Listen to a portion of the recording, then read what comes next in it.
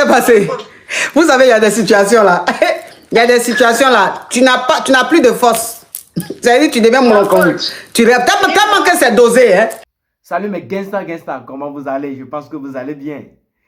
On se retrouve encore dans une nouvelle vidéo. Si tu aimes les histoires de couple, le comportement des partenaires, les histoires de vie, c'est ici que ça se passe. Faut t'abonner et activer la cloche de notification pour ne pas rater d'autres vidéos. Vous-même, vous savez que j'apporte toujours une histoire. Aujourd'hui, on vient avec une histoire d'une dame. Elle dit que ça fait déjà 4 ans qu'elle trompe son mari et que son mari vit dans l'ignorance. Son mari ne sait jamais que cette dame-là lui trompe. Mais voilà que Dieu veut enlever les voiles sur elle. Son amant l'invite un jour dans un restaurant en lui disant que c'est comme ça qu'il va lui présenter à son meilleur ami. La jeune dame, si naïve, elle a accepté d'aller au restaurant. Et voilà, cet ami est son mari. Hey, c'est gâté. Son amant lui présente à son mari que c'est comme ça, c'est elle la femme de sa vie. C'est elle qui lui rend heureux. Et que ça fait déjà 4 ans qu'ils sont ensemble. Le mari s'est assis et regardait tranquille comme ça. Le mari ne disait rien. Au final, le mari dit que lui va partir. Il ne peut plus déjeuner avec eux. Le mari est parti et elle aussi, elle a dit. Bon, elle aussi, elle n'a rien dit à son amant. Elle n'a pas avoué à son amant que c'est comme ça. Celui à qui tu viens de parler, c'est mon mari. Elle aussi, elle a cherché un prétexte pour partir du restaurant. Arrivée à la maison maintenant, elle attend que son mari commence par crier sur lui, prend ses effets pour jeter dehors tout et tout. Mais l'homme reste toujours silencieux.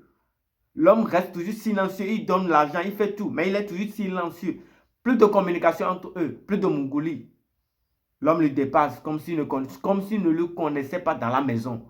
La femme dit, le comportement de cet homme lui fait vraiment peur. Normalement, cet homme-là devait crier, ramasser ces choses, dire qu'il va lui renvoyer tout. Et là, ça serait moins gérable.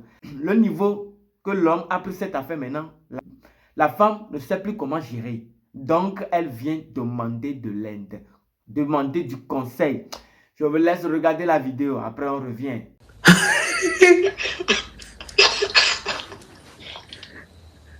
Et qu'est-ce qui s'est passé? Vous savez, il y a des situations là. Il y a des situations là. Tu n'as plus de force. C'est-à-dire, tu deviens monocombe. Tu rêves. Tellement que c'est dosé, hein. Tu es marié légalement et ton mari et toi, vous avez 3 ou 4 dénis, c'est ça? 3 dénis. 3 dénis. Ton mari et toi, vous êtes 3 dénis. Et toi, une fois, tu es allé en vacances au pays et tu as fait la rencontre d'un homme très fructueux là-bas. Oui. Et voilà comment tu as commencé à sortir avec cet homme-là. Donc, le monsieur, il fait la navette. Il vient ici en bain te voir. Toi aussi, souvent, quand tu vas au bled, tu vas le voir et tout ça. Et tout ça fait 4 ans que ça dure. Hein. Tout se passe bien. Ton mari n'a jamais soupçonné quoi que ce soit. Il n'y a jamais rien eu. Mais le monsieur en question, il sait que tu es marié ou bien il ne sait pas que tu es marié?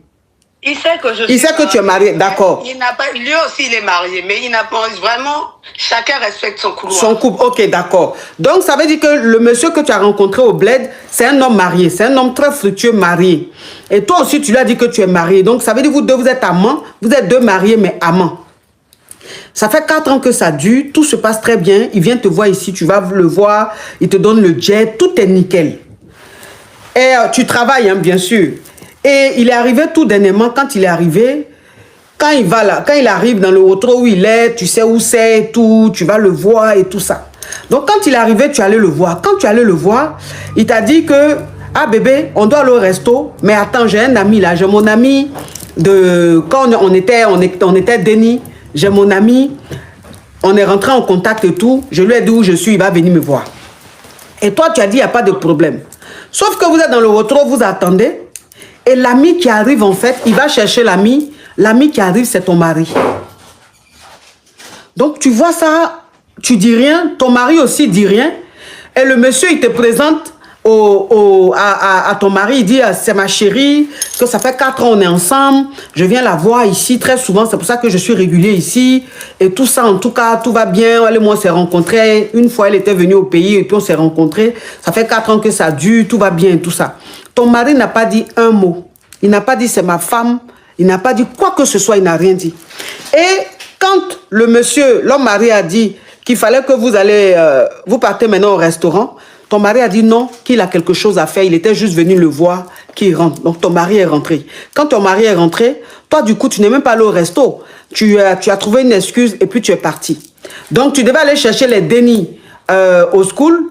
Tu as récupéré les dénis, mais pour rentrer à la maison, tu étais dans ta voiture, tu tournais, tu ne savais pas comment faire pour rentrer à la maison. Et tu as fini par rentrer. Quand tu es rentré, ton mari t'a pas dit un mot. Il te parle plus. Mais Non, il joue... devant les dénis, tout se passe bien. Sauf que quand on dépasse les dénis, on couche les dénis. Parce que mon dernier déni, il a... Non, non, faut pas dire, ma chérie. Les dénis, c'est suffisant. On n'a pas besoin de connaître tout ça. Donc, ça veut dire que... depuis que tu es rentré, ton mari ne te parle plus. Quand les dénis sont là, il se comporte bien. C'est-à-dire, s'il a quelque chose à te dire devant les dénis, il ne veut pas que les dénis sentent que vous deux, vous ne vous parlez pas. Devant les dénis, il fait comme si tout va bien, il te parle et tout. Mais quand les dénis ne sont pas là, il ne te parle pas. Non, il veut Quand pas. vous partez quand même, chacun dans son coin, il n'y a plus de grêlis, rien du tout, il ne te parle plus depuis ce jour. Rien. Et l'homme marié, il a passé le séjour, tu ne l'as plus revu parce que ça t'a tellement découragé, tu ne l'as plus revu. Tu as trouvé des excuses jusqu'à il a fini son séjour, il est parti.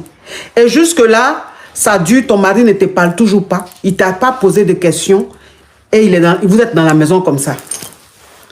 Oh, c'est ça, ma coach. Tout se passe, c'est-à-dire rien n'a changé, sauf qu'il n'y a plus de dialogue. Mais Oui. vraiment, rien n'a changé. Oui, ça, c'est ce que j'ai dit, ma chérie. Ça, tu ne fais que te répéter. Ça, c'est ce que j'ai dit. Devant les enfants, devant les dénis, tout va bien.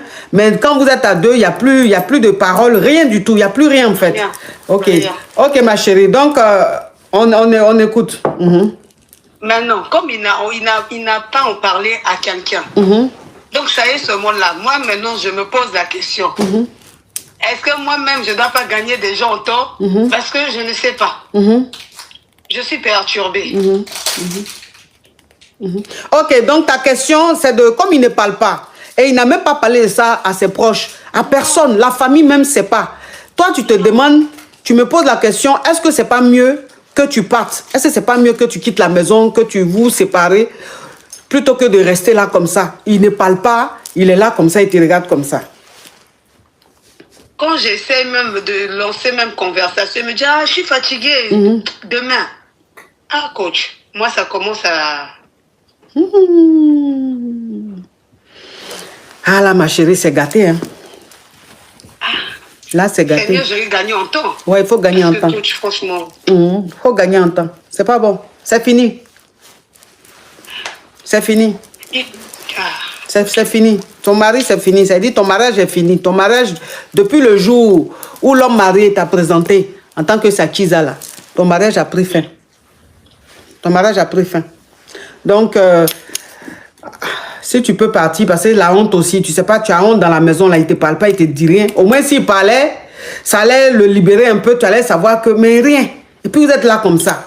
Donc, le mieux, là, c'est de partir. C'est gâté. On peut plus réparer. Ça veut dire qu'on peut plus arranger. Si tu as pardonné, c'est que dans le foyer, là, c'est toi qui fais tout. C'est un gigolo. C'est un gigolo seul qui peut accepter que sa chérie le trompe. Il sait et puis il dit rien. Parce qu'il sait qu'il n'y a pas amour, c'est intérêt.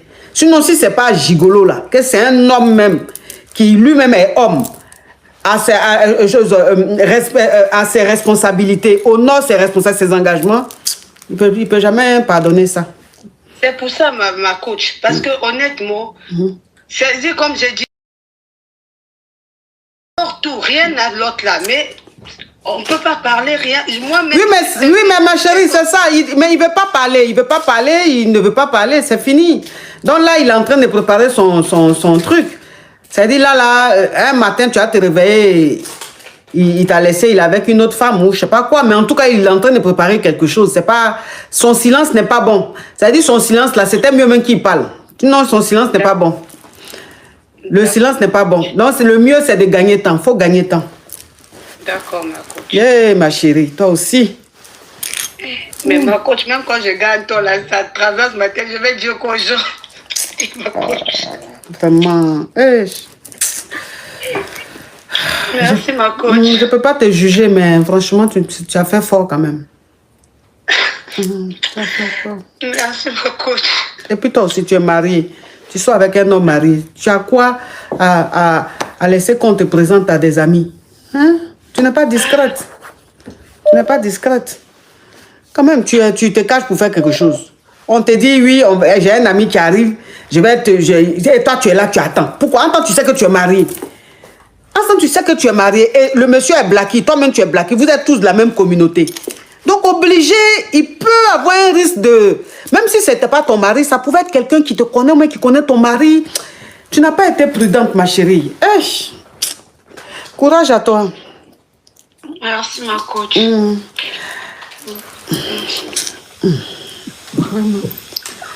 Moi, Bonjour, ma coach. Oui, je ne suis pas là pour juger les gens, hein, donc s'il vous plaît.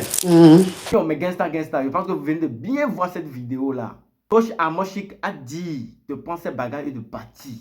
Vous là, vous en trouvez quoi dans ça là? Moi, ce que moi je trouve là, Coach Amoshik l'a déjà dit, mais moi aussi je vais encore l'approfondir. Tu sais, si tu sais que tu es une femme mariée et que tu es dans une vie d'infidélité, ce n'est pas à tout qu'on accepte. Ce n'est pas à toutes les invitations qu'on accepte. Ah, madame, tu es fan du gars jusqu'à on te dit qu'on va te présenter à quelqu'un. Toi, tu acceptes peut-être aller t'asseoir là-bas, dire qu'on va présenter son ami. Est-ce que cet ami-là, tu sais celui qui s'agit? Tu ne sais pas. Voilà que cet ami n'a même pas été l'ami de ton mari, mais ton mari en question. Au moins, si c'était l'ami de ton mari, tu pouvais aller, bon, je ne sais pas, lui demander pardon quelque part là-bas, dire que non, il ne faut pas parler de ça à mon mari, je n'ai pas bien fait, s'il te plaît, tant. Si cette personne est loyale, il peut garder ce secret-là pour toi. Mais voilà que c'est ton mari en lui-même. C'est ça que tu es marié. Ce ne sont pas tous les mouvements que tu vas suivre, madame. Une femme mariée, dans affaire d'infidélité, ce ne sont pas tous les mouvements que toi tu vas suivre. Il y a d'autres mouvements que tu vas dire non, ça, autre, je ne peux pas. Tu sais que je suis marié. Je ne peux pas accepter ça là. Je ne sais pas celui qui va venir. Ou soit montre-moi la photo de la personne. La personne vit où? La personne est où? Tu le connais comment? Tu demandes bien tu poses bien les questions à ton amant avant d'aller à l'invitation. Tu vas là-bas t'asseoir bêtement comme ça et puis voilà qu'on te présente ton mari. Comment tu vas gérer ça? Il n'y a rien à faire. Voilà que l'homme aussi ne connaît pas crier, ne crie pas sur toi, tout et tout et tout. Il est calme. Est-ce que tu sais ce qu'il y a dans la tête de cet homme-là? C'est plus que la mort. Hein? Ce que le garçon est en train de programmer là, c'est plus que la mort, madame. C'est plus que la mort. Madame Amoshika a déjà tout dit. Il faut prendre tes bagages, tu barres, tu gagnes temps. Léger quoi. Il faut partir. Faut partir. Parce que l'homme là, moi-même là, je ne sais pas ce qu'il y a dans la tête de cet homme là. Je suis garçon, mais ça là, l'homme là, son cœur là, ce n'est pas pierre, mais c'est roche. L'homme là, son cœur là, on ne va pas dire. Parce que moi, en me disant face à face, mon ami va me dire que je sors avec ta femme, pas avec ma copine. Avec ta femme, ça fait 4 ans que cette première-là, que cette femme-là me rend heureux. Donc ça veut dire que ça fait 4 ans, je cogne dedans, je mongonne ta femme. Donc quand on est à la maison là, tu vis une vie d'hypocrisie avec moi. Toi tu sors, tu vas manger autre bangala, tu reviens pendant 4 ans. Est-ce que vous imaginez combien de tours le gars là a fait sur le pétou de cette dame là? Moi c'est comme ça, moi je suis jaloux. Hein. Quand ma go est infidèle, je compte le tour que ce Mogol a fait sur elle. C'est ça qui me ronge le cœur en fait. Les positions que le gars a fait sur ma femme, c'est ça qui me ronge le cœur. Donc le gars là, elle là, au travail, il est en train de penser à tout ça là. Tu sais ce que ce gars là est en train de te réserver? Madame, vous partir. Maintenant, tu vas le dire quoi à ta famille? Tu vas leur raconter ça quoi à ta famille? Tu vas leur dire quoi là-bas? Tu vas dire quoi à tes enfants demain? Lorsque tes enfants vont demander pourquoi tu as quitté papa? Tu vas dire quoi? La honte. La honte. Tu as déjà préparé la honte. Il faut te servir, tu vas manger, c'est tout. Il faut assumer, c'est tout. Il n'y a rien à faire. Même si le gars là te pardonne là, il y a toujours quelque chose. Coach Amoshik a dit, si cet homme là te pardonne là, c'est parce qu'il est gigolo. C'est toi qui dépenses l'argent à la maison. Sinon sans ça là, un homme responsable ne va jamais pardonner. Ouais. Parce que ton pétou là, il y a ça dehors. Si tu renvoies, autre dame va rentrer. Donc là, madame, il faut partir. Il faut partir, mais ton problème, il y a problème dans le problème. Parce que même une fois parti là, tu vas aller expliquer ça à ta famille. Il y a tes enfants là-bas, tes amis là-bas. La honte sur toi maintenant. Sur ce, c'était le parfait. Je vous laisse les gars. On se retrouve pour la prochaine vidéo. Merci. Bonne journée à vous.